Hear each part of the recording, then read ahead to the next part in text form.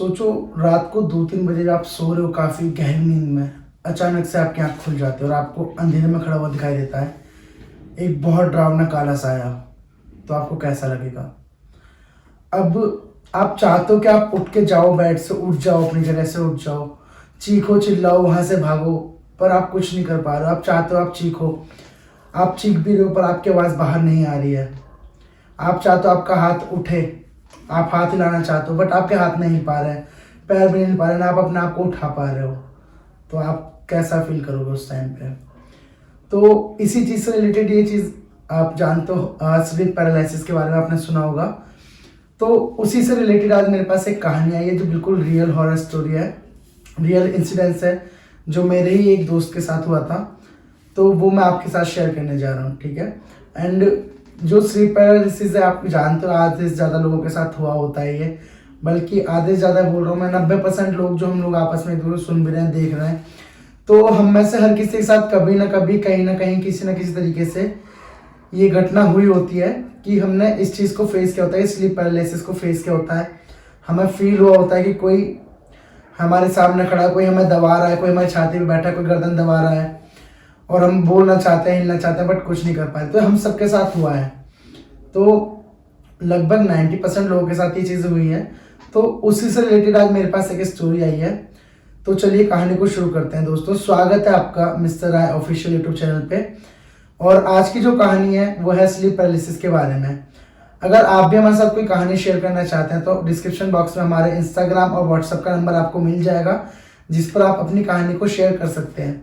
मैं उसे अपनी आवाज़ में आपको सुनाऊंगा, आपके दोस्तों को सुनाऊंगा और बाकी लोगों तक पहुंचाऊंगा उस कहानी को।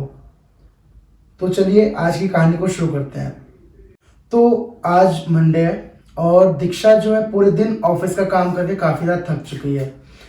दीक्षा के ऑफिस में आज एक न्यू प्रोजेक्ट के ऊपर काम चल रहा था जो जल्दी ही लॉन्च होने वाला था और उसी के काम में दीक्षा पूरे दिन लगी हुई थी, काफ़ी ज़्यादा थक गई थी ऑफिस में पूरे दिन काम करके। तो लगभग 7 बजे के आसपास वो अपने घर के लिए निकलती है ऑफिस से। थोड़ा सा दीक्षा के बारे में आपको बता देता हूँ। दीक्षा की एज लगभग 26 साल है और इतनी कम उम्र में काफ़ी अच्छी उसे जॉब मिल गई है। आईटी कंपनी में जॉब करती है, सॉफ्टवेयर वो बनाती है अपना। एंड उसी के रिलेटेड उसकी कंपनी में एक न्यू प्रोजेक्ट लॉन्च हुआ था जिसके ऊपर वो काम कर रही थी। और उस काम को करते हुए काफ़ी ज़्यादा थक जाती थी क्योंकि कई जगह पर उसे प्रोजेक्ट सबमिट करने होते थे, अपना प्रेजेंटेशन देना होता था, समझाना होता था अपने नए प्रोजेक्ट के बारे में। तो ये सब चल रहा था। अब मंडे की बात पे दोबारा वापस आते हैं। मंडे को शाम को जब दीक्षा घर पे आती है वापस, तो अपने मम्मी पापा से बात करती है, अपने ऑफिस के बारे में बताती है, प्रोजेक्ट के बारे में बताती है कि क्या चल रहा है उसके ऑफिस में। ये सब बात कर रही होती है, खाना खाते हैं और खाना खा के लगभग 10 बजे, 10:30 बजे के आसपास अपने रूम में चली जाती है और लैपटॉप पे बैठ के वापस अपने ऑफिस के प्रोजेक्ट का काम करने लगती है। क्योंकि नेक्स्ट डे उसके ऑफिस में उस प्रोजेक्ट की सबमिशन का डेट था, उस दिन उसे वो प्रोजेक्ट सबमिट करना था। काम करते करते दीक्षा क्या होता है, काफ़ी थकी हुई होती है ऑलरेडी, मैंने आपको जैसा बताया पहले भी। तो लैपटॉप पे काम करते करते वहीं टेबल पे वो अपनी कुर्सी पर ही सो जाती है, टेबल पे सिर रख के। और सोने के बाद लगभग 12, 1, 2, 3 बजे के आसपास उसकी आंखें खुलती हैं। तो दीक्षा को क्या फील होता है कि सामने गेट पे, जो उसका कमरे का गेट था, वो खुला है धीरे से और वहाँ पे कोई खड़ा है अंधेरे में। और अंधेरे में खड़े होने से दीक्षा नहीं देख पाती है कौन है, कौन खड़ा है, कौन नहीं खड़ा है। और वो धीरे धीरे चल के दीक्षा के पास आ रहा है। तो जैसे जैसे दीक्षा के पास आ रहा होता है, दीक्षा तो नींद में होती है ऑलरेडी, और आके उसके बालों को ऐसे करके सहलाने लगता है, काफ़ी प्यार से सहलाते सहलाते उसकी गर्दन के पास सहलाने लगता है, कंधे को दबाने लगता है। और अचानक से जो दीक्षा को फील होता है कि कोई उसकी गर्दन को काफ़ी तेज़ दबा रहा है। दीक्षा की गर्दन को कोई पीछे से यहाँ से पकड़ के काफ़ी ज़्यादा तेज़ दबा रहा होता है। दीक्षा को दर्द हो रहा होता है, वो चीख रही होती है, चिल्ला रही होती है, बट उसे पीछे से छोड़ नहीं रहा होता। अचानक क्या होता है, दीक्षा की आँख खुल जाती है। क्योंकि दीक्षा टेबल पे थी और सो गई थी, तो दीक्षा की आँख खुल जाती है, सपना देख रही होती है वो, और उठती है और पीछे देखती है कौन था, बट पीछे कोई नहीं होता। कमरे का गेट भी लगा होता है, सब चीज़ बंद होती है, नॉर्मल होता है। तो दीक्षा टाइम देखती है, लगभग 3 बजे का टाइम उस टाइम पे हो रहा था, और देख के बोलती है यार थक गई, मैं बेड पे जाके सो जाती है। अब ये चीज़ होती है नेक्स्ट डे। फिर सुबह दीक्षा की आँख लगभग 8 बजे खुलती है और 8 बजे जब उसकी आँख खुलती है वो काफ़ी लेट हो जाती है ऑफिस के लिए। जल्दी जल्दी ऑफिस की तैयारी करती है, अपना प्रोजेक्ट जो कर रही होती है, रास्ते में गाड़ी में जब कैब बुक करती है उसे करते हुए जा रही होती है। सेम नेक्स्ट डे होता है, पूरे दिन ऑफिस के भाग दौड़ में लगी रहती है, कभी इस काम में कभी उस काम में, कभी ये प्रोजेक्ट कभी वो प्रोजेक्ट, कभी ये चीज़ सही नहीं हो रही कभी वो चीज़ सही नहीं हो रही, क्योंकि प्रोजेक्ट की डेट आ चुकी थी उसके सबमिट करने की। ये सब होता है। सेम दीक्षा शाम को लेट हो जाती है, थक जाती है काफ़ी ज़्यादा, आती है घर पे बिना खाना खाए सो जाती है। और सेम उसके साथ आज भी वही चीज़ होती है, उसे फील होता है कोई गेट पे आया, किसी ने उसका गेट खोला, कोई चल के उसके पास आ रहा है, और इसी बीच में उसकी आँख खुल जाती है और सपना टूट जाता है। बाकी फिर उसे सब चीज़ें नॉर्मल लगती है, यार कुछ है ही नहीं, पता नहीं मेरे साथ क्या हो रहा है। सोचते शायद मैं काफ़ी ज़्यादा थक गई हूँ तो इसलिए मेरे साथ ये सब हो रहा है। थोड़ा दिन होते हैं, दीक्षा ऐसे चल करते रहते हैं काम, उसका प्रोजेक्ट भी सबमिट हो जाता है। अब क्या होता है, एक दिन की बात है, दीक्षा आती है ऑफिस से, काफ़ी थकी होती है, ऑफिस की पार्टी होती है, क्योंकि प्रोजेक्ट के बाद जो ऑफिस की सक्सेस पार्टी होती है, कुछ इस टाइप की उसकी पार्टी थी या कोई फंक्शन था जो मुझे उसने बताया। तो फंक्शन लगभग खत्म हुआ उसका 7:30, 8, 9 बजे के आसपास उसका फंक्शन खत्म हुआ। और जब फंक्शन खत्म करके वो घर आती है तो खाना पीना खाती है, मम्मी पापा से अपना थोड़ा बातचीत करती है और सीधे जाके 11 बजे के आसपास अपने बेड पे लेट जाती है। काफ़ी थकी हुई थी, एंजॉय करके आई थी, पार्टी वगैरह से करके आई थी, तो आके सीधे सो जाती है। और सोने के बाद क्या होता है, तो दीक्षा जब सो रही होती है तो आज बहुत अलग चीज़ें होती हैं। आज लगभग 3 बजे दीक्षा की आंखें खुल जाती हैं। जब दीक्षा की आंखें खुलती है, क्या देखती है, उसके कमरे का गेट खुला हुआ है, कमरे का गेट खुला और सामने एक पतला सा कोई लंबा सा साया खड़ा हुआ है, काला, बहुत ज़्यादा डरावनी आवाज़ें निकाल रहा है, चीख रहा काफ़ी ज़्यादा। और ये सब दीक्षा देख रही होती है। अचानक से दीक्षा को क्या फील होता है कि ऊपर से कोई कूदा उसकी छाती पे उसके कूदा, और काफ़ी ज़्यादा दीक्षा को दर्द होने लगता है, वो चीखने लगती है, बहुत ज़्यादा चीख रही होती है। अचानक उसे फील होता है कि कोई पीछे से यहाँ से उसकी गर्दन पे आया है, गर्दन पे उसके हाथ आए हैं और कोई उसकी गर्दन को काफ़ी ज़्यादा तेज़ दबा रहा है। इतनी ज़्यादा तेज़ कि दीक्षा की सांसें बहुत तेज़ हो रही है, वो सांस नहीं ले पा रही है, इतना तेज़ कोई उसकी गर्दन को दबा रहा है।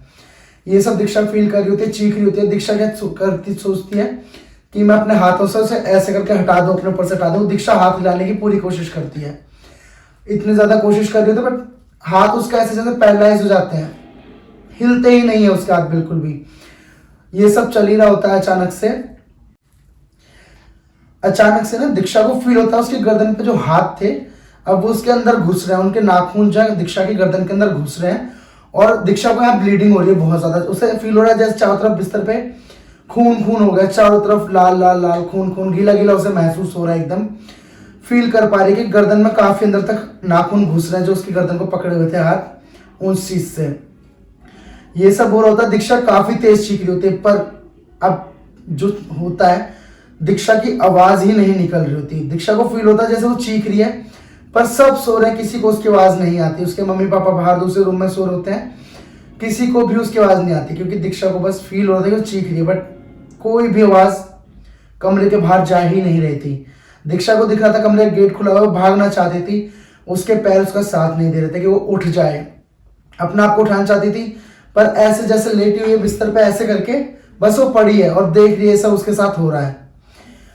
ये सब हो रहा था। अचानक से दीक्षा की आंख खुलती है। दीक्षा क्या देखती है, उसके चेहरे के इतनी पास एक काली साया, बहुत ज्यादा काला साया एक औरत का बैठा होता है, आंखें लाल लाल, लंबे लंबे दांत, लंबे लंबे नाखून, बहुत गंदा चेहरा। उसके मुंह के पास आके एकदम चीखता है, बहुत ज्यादा तेज चीखता है और चीख के सीधे बेड से जमीन पर कूद जाता है। जमीन से कूदता और भागते हुए जाता है दीवार की तरफ, चीखते हुए दीवार में घुस जाता है और गायब हो जाता है। ये सब होता है। दीक्षा थोड़ा बहुत ज्यादा डर जाती है, वो जगती आंख खोलती है, अपनी गर्दन को ऐसे चेक करती है, पर उससे पता चलता है खून कहीं नहीं निकल रहा, बस उसका एक सपना था बहुत ज्यादा डरावना। ये सब होता है। वो उठती है, पानी पीती, लाइट वगैरह जलाती है, टाइम देखते हैं, टाइम लगभग 2:30 से 3 के बीच का टाइम था जब उसके साथ ये सब हुआ। अब दीक्षा डर गई थी काफी ज्यादा, उसे नींद नहीं आ रही थी। ये सब होता, पूरी रात नहीं सोती। सुबह जब वो उठती है, इंटरनेट पे इसके बारे में चेक करती है तो उसे पता चलता है स्लीप पैरालिसिस जो उसे हुआ था ये उसके सिम्टम है, और उसे पता चलता है सब थकने की वजह से, इन सब चीज़ों की वजह से होता है। तो उन चीज़ों पर ध्यान देती है, अपने दोस्तों के साथ बातों को शेयर करती है, बताती है दोस्तों को कि ये सब मेरे साथ हुआ। तो उसके दोस्त भी उसके साथ कई चीज़ें शेयर करते हैं कि तो मेरे साथ भी हुआ, मेरे साथ भी हुआ, मेरे साथ भी हुआ है। ये सब बातें होती हैं। उसके बाद क्या है, तो ये लास्ट टाइम था जो दीक्षा ने मेरे साथ शेयर किया कि उसे स्लीप पैरालिसिस फील हुआ। ये उसके साथ लगभग 2-3 बार हुआ, उसके बाद ना कभी हुआ, ना उससे पहले कभी हुआ था, रिसेंटली उसके साथ हुआ था। तो उसने ये कहानी मेरे साथ शेयर की थी, और आपको भी लगता है कि आपके साथ भी ऐसा कभी कुछ हुआ है, तो आप भी अपनी कहानी मेरे साथ शेयर कर सकते हैं, या आप कमेंट कर सकते हैं वीडियो के नीचे कि आपने कैसा फील किया, आपके साथ क्या हुआ। अगर आप भी अपनी कहानी को मेरे साथ शेयर करना चाहते हैं तो नीचे डिस्क्रिप्शन बॉक्स में आपको मेरा इंस्टा और व्हाट्सएप का नंबर मिल जाएगा, आप वहाँ से मेरे साथ कनेक्ट कर सकते हो, अपनी कहानी मेरे साथ शेयर कर सकते हैं। और अगर अभी तक इस वीडियो को सुना है, आपने देखा, आपको कहानी पसंद आई है, तो वीडियो को लाइक ज़रूर करें, शेयर करें अपने दोस्तों के साथ, किस किस के साथ ये हुआ है, और चैनल को सब्सक्राइब करना ना भूलें ताकि आप हर रोज़ एक नई कहानी सुन सकें।